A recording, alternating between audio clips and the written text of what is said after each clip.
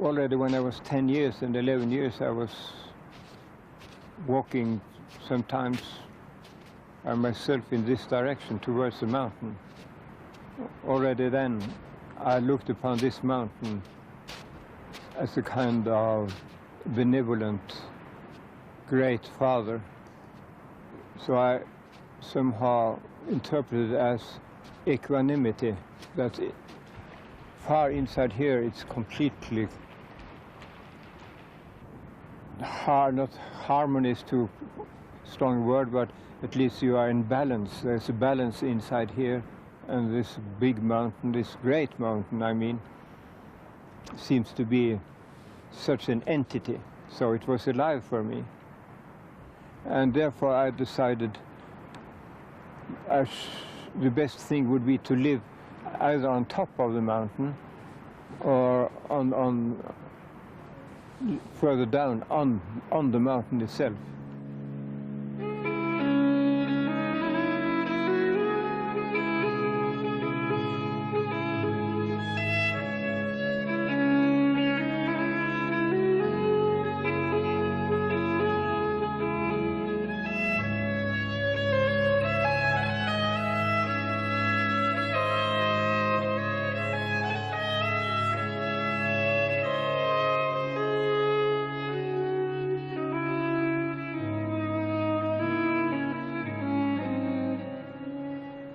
Perhaps people coming from other countries visiting Tvergasand think that there are many huts privately owned on this level, but there's nobody else. It's the highest privately owned hut. What you have higher is meteorological stations, etc. But the highest hut in the Nordic countries of Europe. Nothing like it, and there are good reason for it because of the climate. I mean, why should you have an Arctic climate? I mean, good. But it is Hallingskarvet that I'm for. It's not the Arctic climate. It's Hallingskarvet. I'm obeying the urge of Hallingskarvet to come.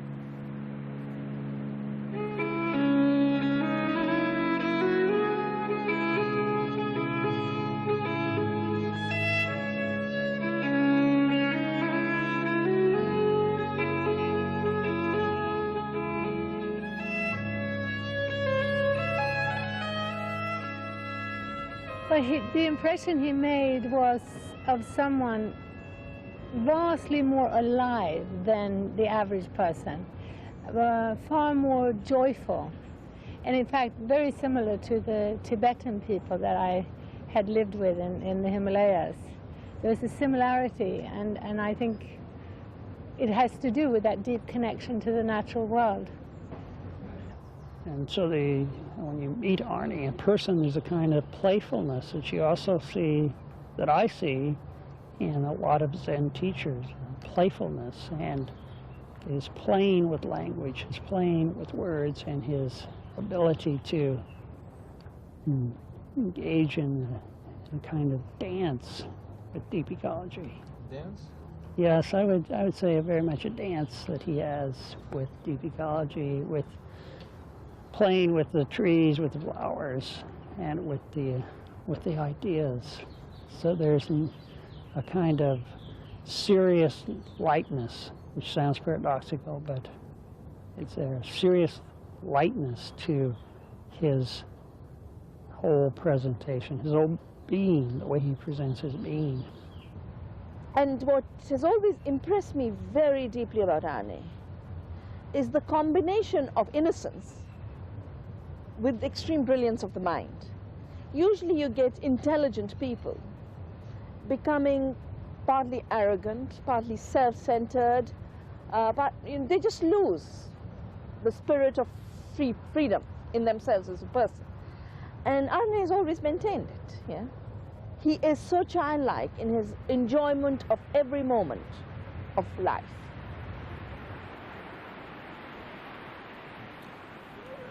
Well, of course, people think it's very strange how a mountain could be a father, but not to me at all, because very soon I saw that humans live in symbols.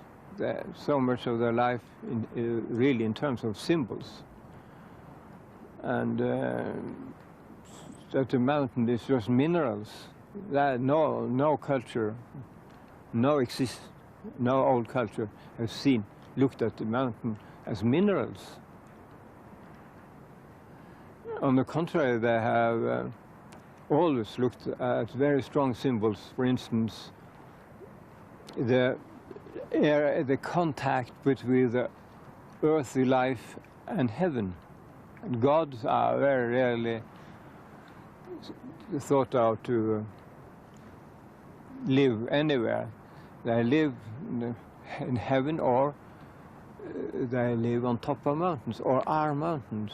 So some mountains are holy in so many cultures, and you speak to them, you ask them for good advice, and so on.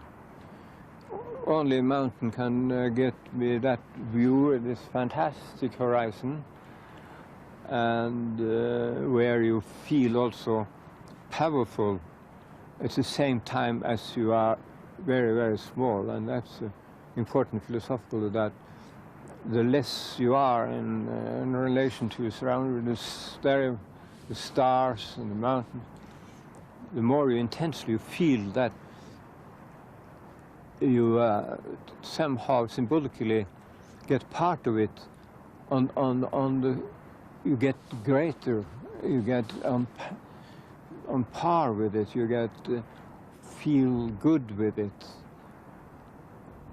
So the more tiny you are, the more, in some sense, you are together with something great, and therefore get something of that greatness.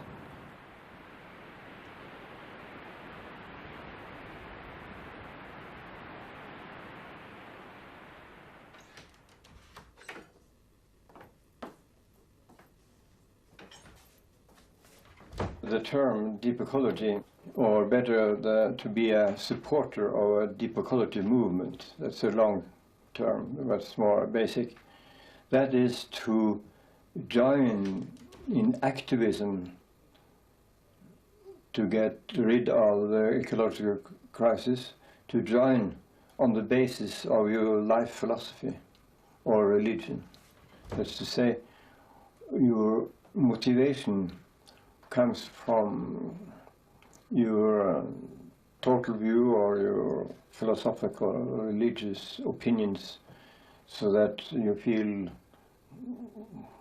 when you are working in favor of free nature, you are working for something in yourself that demands changes, and so you are motivated from what I call the deeper premises.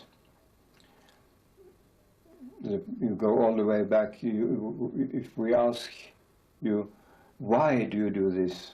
Why? The supporters of deep ecology movement do not stop with, for instance, it's bad for the health. When you have such pollution, it's bad for this, bad for that. You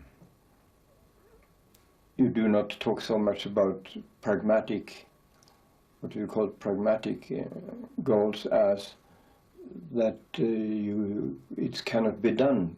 We cannot live as we do. It's against my deepest concern for myself, as well as for nature itself. And these supporters then have a job to do together with others, which we call then mostly the reformist people, who say this is what's going on in order to overcome the crisis has to do with practical things, technology and other things, and you need not go back to your own philosophy or your own religion. That's unnecessary. So it is those who go all the way back to what I call the ultimate premises, they are generally in favor of very harsh policies that seem to make a lot of trouble for you, but they say, if it's necessary, and no car. If it's necessary, I will not go by airplane in my vacations. I will not so and so, and I need now such and such project which require a lot of energy or to be made.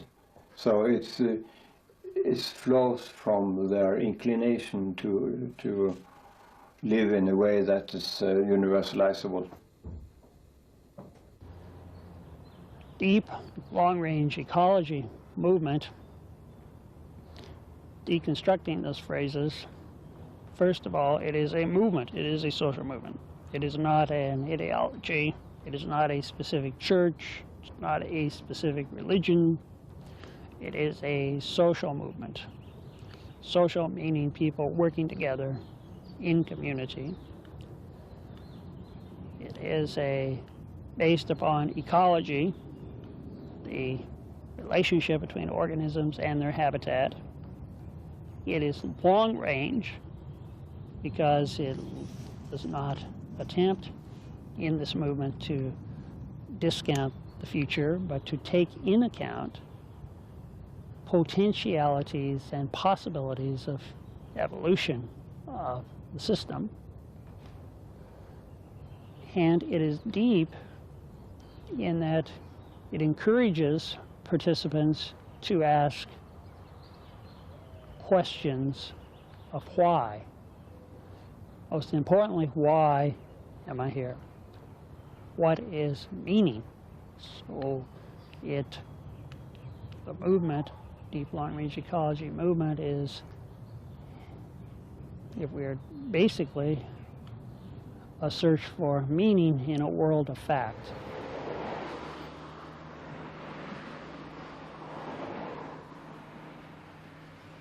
Another word that we use for shallow environmentalism is reform environmentalism. Instead of a radical change in society, they're merely trying to reform society ecologically. I think sustainable development, the concept of sustainable development, is a good example of what we would call shallow environmentalism, because the idea is that the development won't stop. We're going to continue to develop. We just want to develop sustainably or ecologically. Now, as long as you've got this tremendous society that's causing so much ecological problem, you've got to have the reform environmentalists.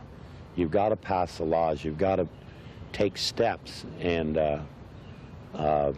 without the shallow environmentalists, I think we would have lost just about everything by now. So we're very indebted to this type of work that the reform environmentalists are doing. It's absolutely crucial. The deep ecology point is that it's not enough. We've got to go beyond that and start making fundamental changes in society. To me, the essence of deep ecology is moving beyond a type of environmentalism which is still based on a highly reductionist and a highly distant approach to the living world, to the natural world. To me, the essence of deep ecology is an expression of the need to develop our deep spiritual and both spiritual, intellectual, and physical connection to the living world around us, to the cosmos. That's, for me, the essence of deep ecology. Naess would say that people who are working in what's now referred to as the reform environmental approach, Naess would say we all should work together and collaborate, and we should encourage people who are working from what people refer to now as a more reform-based approach to be looking at more fundamental questions. That when one decides that, say, recycling or energy efficiency improvements or certain improvements with respect to farming are enough, they may not be enough, because even organic farming could encroach upon wilderness areas. Or when you're recycling, you're actually, taking a consumer-based product and then trying to reuse certain elements. But maybe it makes sense to not even think about using that product in the first place. So Naess would always argue that we need to engage more fully in terms of questioning all of our actions in life from this deep questioning perspective.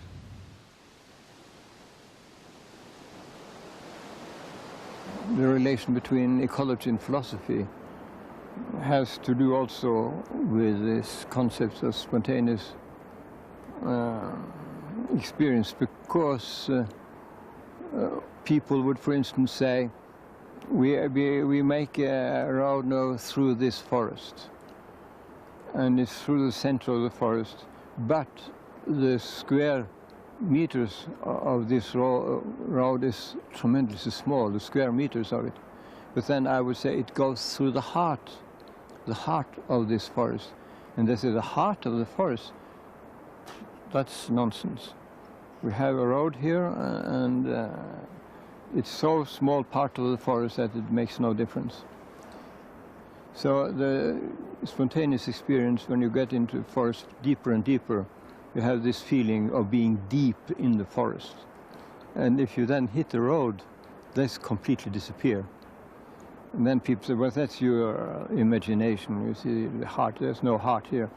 But if you start this way and saying there's no heart, it's just at certain distances, you get into a worldview which resembles that of Immanuel Kant, the great philosopher, where you end up saying the nature is without colors, even without shapes, and even without cause and effect, because relation of cause and effect is something created by humans. So there's nothing there. In short, there is nothing in nature in itself. You have no access to nature in itself. You see, you end up in complete nonsense. And that's what many people do who are in philosophy. Even in contemporary so-called postmodernism, nature is something, only a limiting thing which you never can really see or appreciate. You appreciate only your own ways of thinking and feeling. And you are completely determined by your culture and so on. So this protection of nature is a sham in a sense that there is something there, but you don't have any access to it. So it's undermining, for some people, the belief in protection of nature as a vast undertaking for the next century. One of the main messages that the ecological perspective brought to us in the 1960s was that we have to, we see the landscape, the animals, humans, everything as interrelatedness, as interrelated. There's been a tendency in Western culture to see things as isolated entities. You know, this person, this rock, they're all separate. Eastern thought has Zen Buddhism and so on. One of the legacies of Zen Buddhism when it was introduced into America was to see things in terms of process and interrelatedness. So the deep ecology movement is, you can't just focus on protecting the panda or the elephant over here, the Siberian tiger, or this particular type of endangered flower, because the whole thing is interrelated. You have to look at ecosystems, and we're trying to protect ecosystems and landscapes. Arne Naess provides a philosophical basis for that in terms of what he calls Gestalt thinking, the Gestalt ontology and Gestalt perception. Because again, the typical Western reductionist way of looking at things is in terms of isolated entities, the tree, the rock. Gestalt thinking, or Gestalt perception, is a perception of interrelatedness, where we see, we look at a landscape and we see the tree in relation to the grass, in relation to the animals, and it's a perception of the whole, so to speak.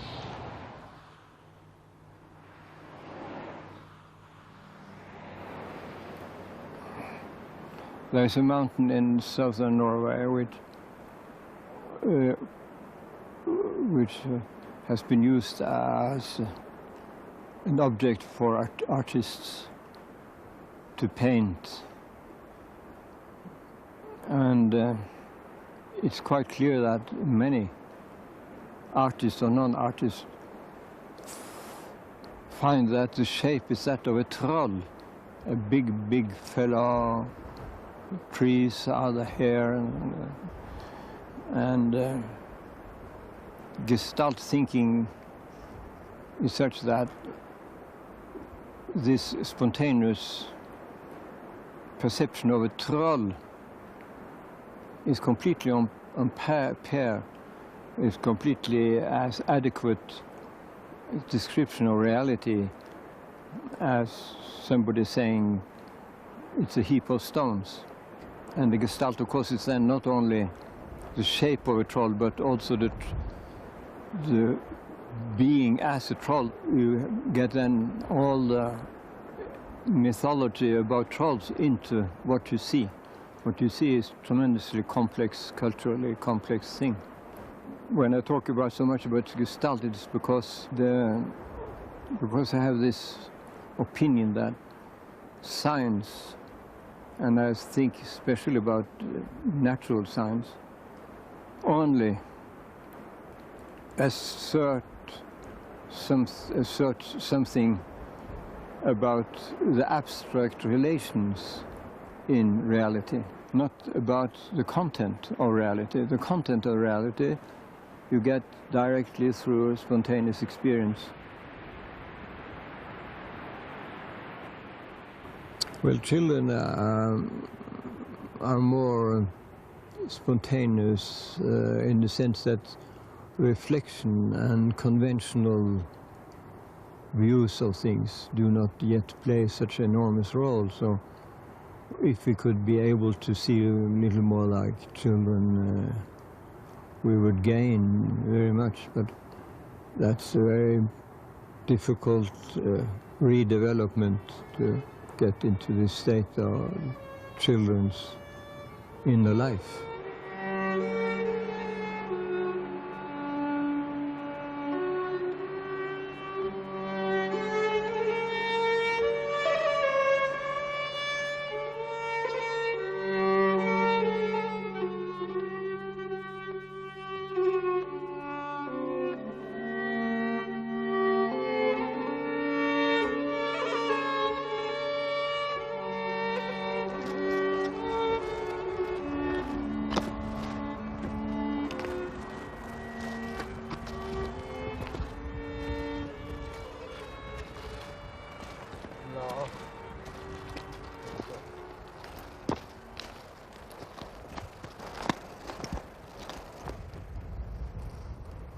Well, I try to get the water from the top of the mountain, disappearing there, and then you have a source coming up again there, and I have then channels. And when it is quite flat like this, I don't destroy anything by erosion. And you see here, I try to make it flow all the way to the neighborhood, which is absolutely unnecessary, but it's so amusing. It's very amusing to be an engineer also. A lot of people say it's very tiny flowers. What's so special about it? Yes, because they are accustomed to this tremendous big, unnecessarily big tulips and so on. That's nothing for me. If you have been here some weeks to go and look at those tulips, oh, unnecessary, just material. But the soul, the interior life of the flowers are just as intense here as down in the cities. And here you have the contrast between the mineral kingdom and the flower kingdom. The contrast is so inspiring. This one here, for instance, is nothing, it's lacking nothing. It has no soil, practically no soil, but having a good time. I like to see Gentiana nivalis. That's one of the most beautiful flowers here. It's said in the botany, you say that it's like this. And here, it's maybe this small. And you have to go all the way down. And then you see it's flowering, blooming, like this. So. You spent a lot of time writing here? Yeah, it's between 10 and 15 books sitting in this. It doesn't disturb when you look out for some time and then you write something, you look out, and this horizon cannot disturb you, and the wind cannot disturb you. I don't think so.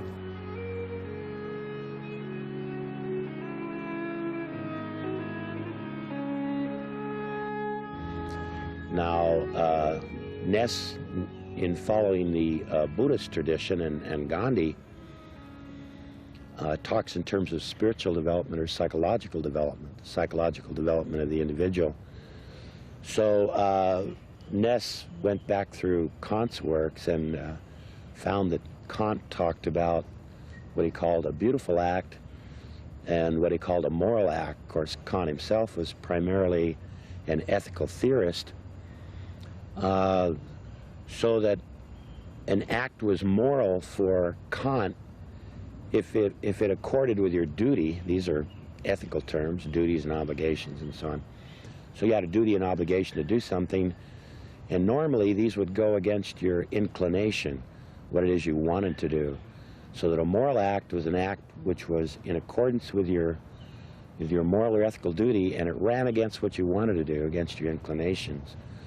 Now, what Naess has tried to do is to shift the whole ground away from ethics as we normally understand it in the Western ethical tradition or Western philosophical tradition, and move more over to what's called ontology, or the nature of reality, so that that becomes the ground. Now, through spiritual development or psychological development, as we move away from the ego, and then we start to identify with other humans, and then we identify with animals and plants in the ecosystems, when we actually identify with them, this becomes part of our being. We see ourselves in these other creatures, or in humans and so on.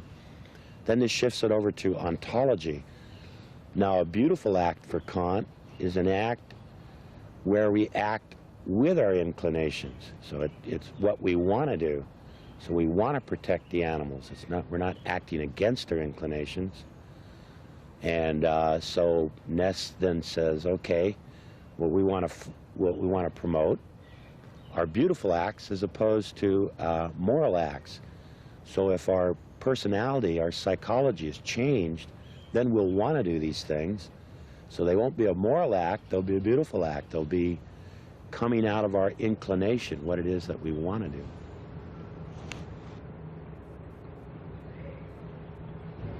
Well, to me, self-realization is realizing ourselves as a part of an intricate web of living relationships. And I believe that to be, as it were, our true selves. I believe that many ancient traditions have taught that truth. That is the essence at the heart of many spiritual traditions, that we are at one with the cosmos, with the living world. And when we cut ourselves off from that reality, when we allow ourselves to think of ourselves and to live in a way where we feel separated from that, we become frightened little selves. We become very needy of power and control. We feel inadequate, we feel inferior, we feel unseen, unheard, and in that process we become often hungry for power, hungry for control. When, on the other hand, we allow ourselves, and I think it's very important for children to grow up in this way, when we develop a sense of self in relationship to the living world, when we grow up in contact with the animals, with the soil, with the water, with the trees, and more relating to and experiencing that, particularly as part of everyday life, then we realize ourselves as part of something alive, as part of something much bigger than ourselves. And it's a very joyous experience. It's a very positive experience. The Sami people, they astonished me. One young man there, Sami young man, who was caught by the police standing where they should make a road. It was part of a direct action in favor of the river that should not be used for hydroelectric and dams. And the police, why do you stay here? You're not supposed to stay here. Why do you stay here? Well, this here is part of myself. It was an area of the river where his reindeer were crossing and where he had been since boyhood. And to stay there and to be there, so close connection with his self that he could say, it's part of myself. And that is typical of deep ecology movement that you feel yourself is hurt when they hurt the place with which you identify. You identify with the place to such an extent that cutting up and destroying them, it's like cutting yourself. And it is cutting yourself because yourself is much more than your ego. The self has to do with that with which you identify.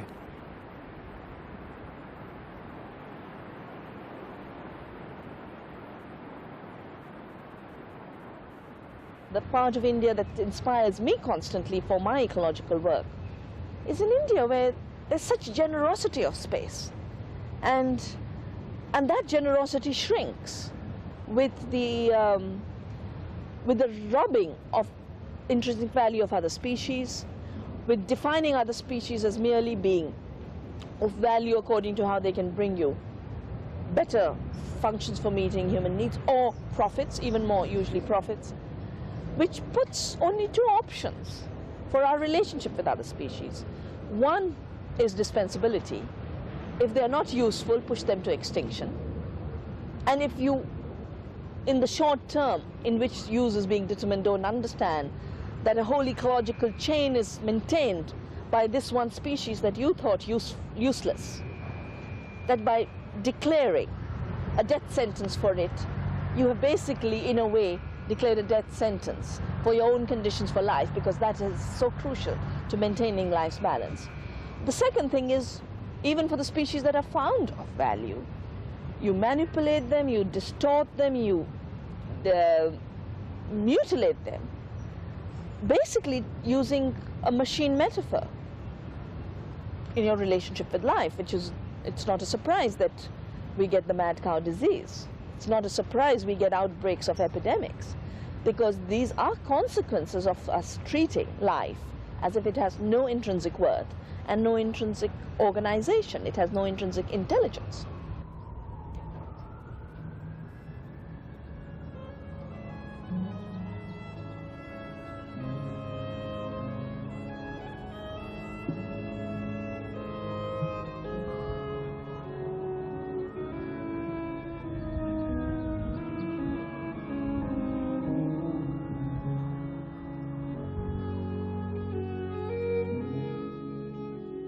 I think the problem with humanism is its arrogance and its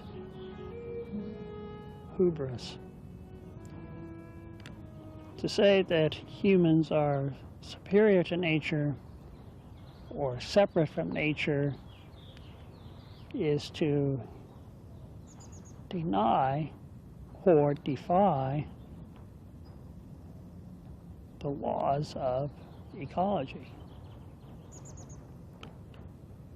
Humans have crossed from the first world of nature into the second world of culture.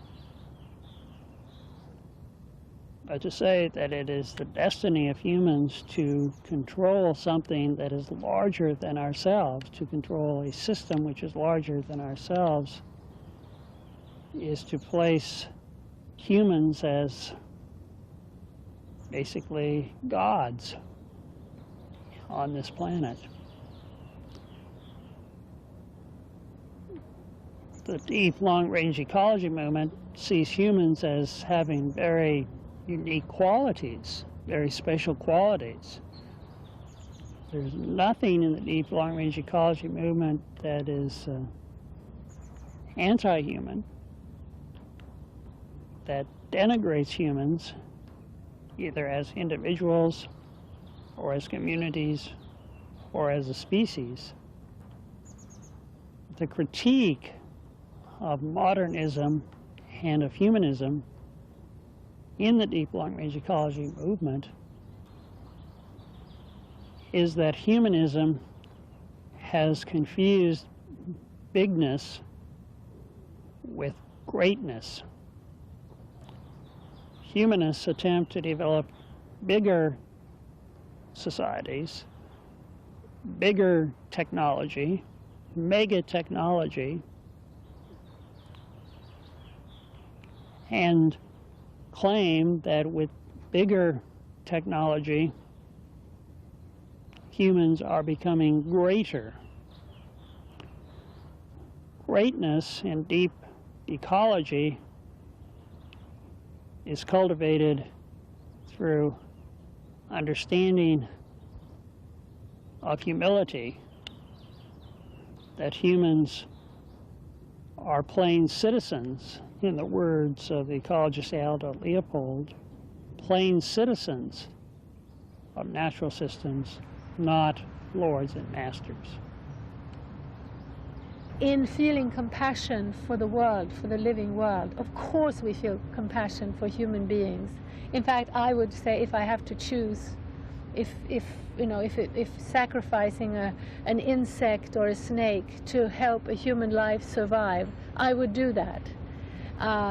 But I, therefore, am not saying that the snake in a fundamental way is less important than the human being, but I think it's quite natural that we feel a greater affinity to human beings. And I think it's very important that we spell out a very clear analysis which makes it clear to people that we are as concerned about human well-being as we are about the well-being of the earth. And they're one and the same. They're inseparable.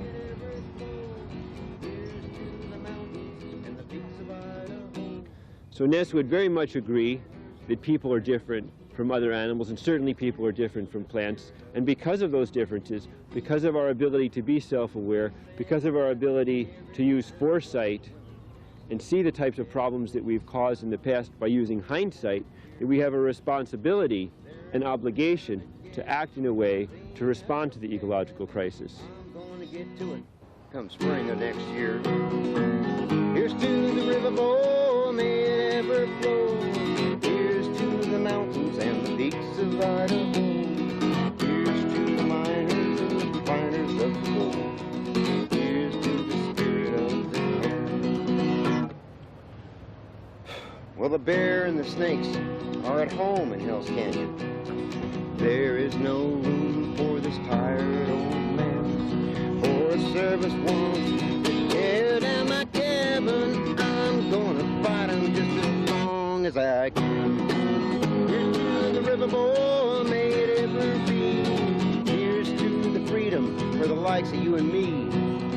Time to believing now, time I should be part of the spirit of the day. Arne's work has been deeply inspired by Gandhi, both in his philosophy as well as in his action. As far as the action is concerned, of course, very clearly, it's Gandhi's concept of satyagraha, of non-violent, non-cooperation and direct action that has made made Arne such a pioneer. I remember one of my the first time I heard about Arne was in relationship to this dam that was being built up in northern Norway, where he had chained himself or sat at the bottom of the dam site or done direct action to block the dam. Action very, very directly inspired by Gandhi. hydroelectric power stations are all over Norway, and then they build big dams. But in Arctic Norway, far north, there was a plan to make a big dam that also would injure the Sami people. So there was a direct action. We stopped the building a road, which was necessary to start. It was summertime, and we didn't reach our goal, and then it was winter time. It's very cold, and that made an impression because we were more than 1,000 people, and it was a very harsh time. But the government sent a big steamer with 600 police to stop us. And according to the deep ecology attitude, you have to be very polite and very nice to people who oppose you.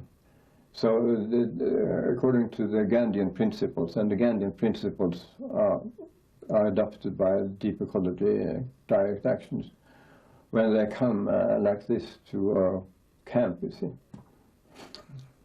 very angry. Said, please sit down, have some coffee.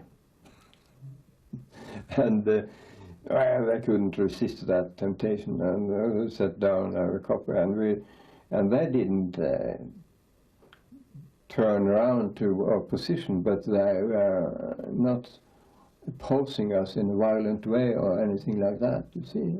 The slogan seemed to be very well chosen. It was, let the river live. La elven leve.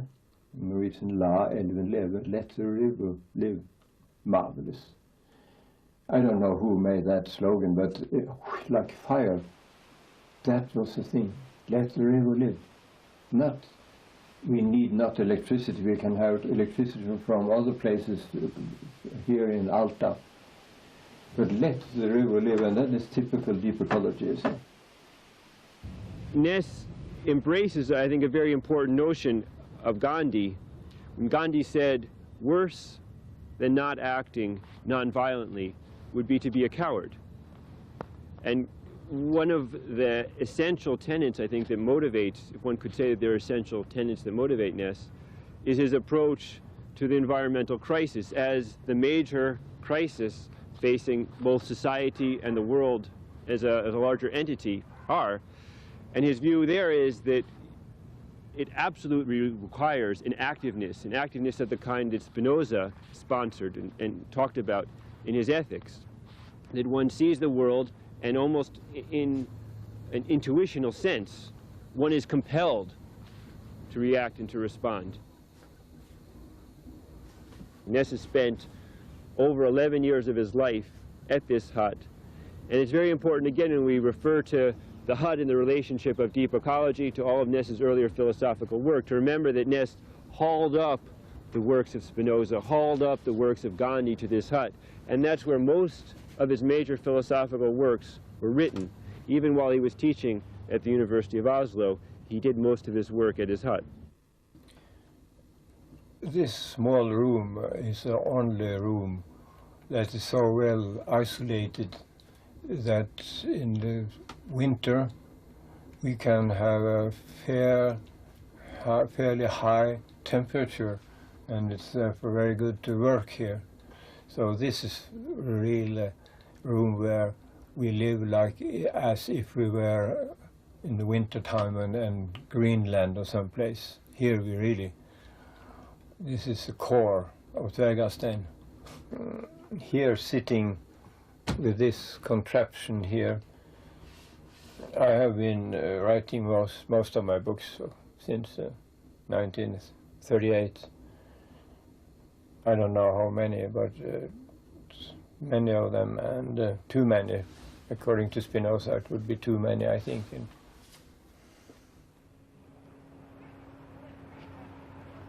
No, I think that in order to live deep ecology principles, life would not be poorer. On the contrary, when we understand that maintaining and now rebuilding diversity, the living fabric, gives us more of everything. It gives us more food to eat, it gives us more building materials, it gives us more options as a global human family. So that it might mean a life that's quite different from the urban consumer lifestyle. But I think at a level which answers most people's needs, their heartfelt needs, people would actually find life richer. And they would find it richer for those spiritual reasons, but also in pure material terms, when it comes to what we really need to survive, which is healthy, fresh food, clean water, clean air, adequate clothing, adequate shelter. Now, for all of those things, we would have more, and we would have greater comfort. Deep ecological solutions are the only viable solutions to ensuring that every person on this planet has enough food, has enough water, has adequate shelter, has dignity, and has a cultural meaning in life. If we don't follow the path of living in ways that we leave enough space for other species, that paradigm also ensures that most human beings will be denied their right to existence. A system that denies the intrinsic value of other species denies 80% of humanity their right to a dignified survival and a dignified life. It only pretends that it is solving the problems of poverty. It is actually at the root of poverty. And the only real solution to poverty is to embrace the right to life of all on this planet, all humans and all species.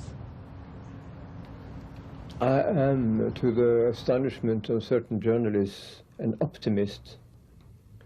But then I add, I am an optimist about 22nd century, and I say, oh, you mean 21st? No, 22nd century. I think that in 21st century, we have to go through very bad times, and it will hurt even the rich countries. Now it's all sailing smoothly, but it will hurt the rich. So I am a short-range pessimist, long-range optimist.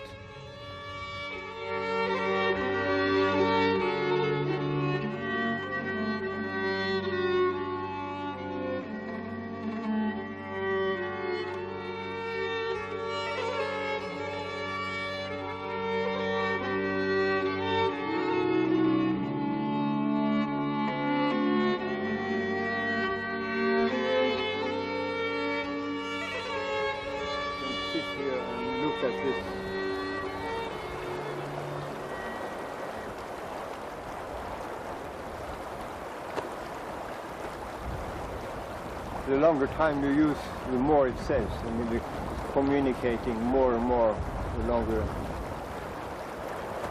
You have all sorts of ways, tiny, tiny ones, and then little bigger and little bigger, and movement this direction, that direction, and with flowing infinite complexity.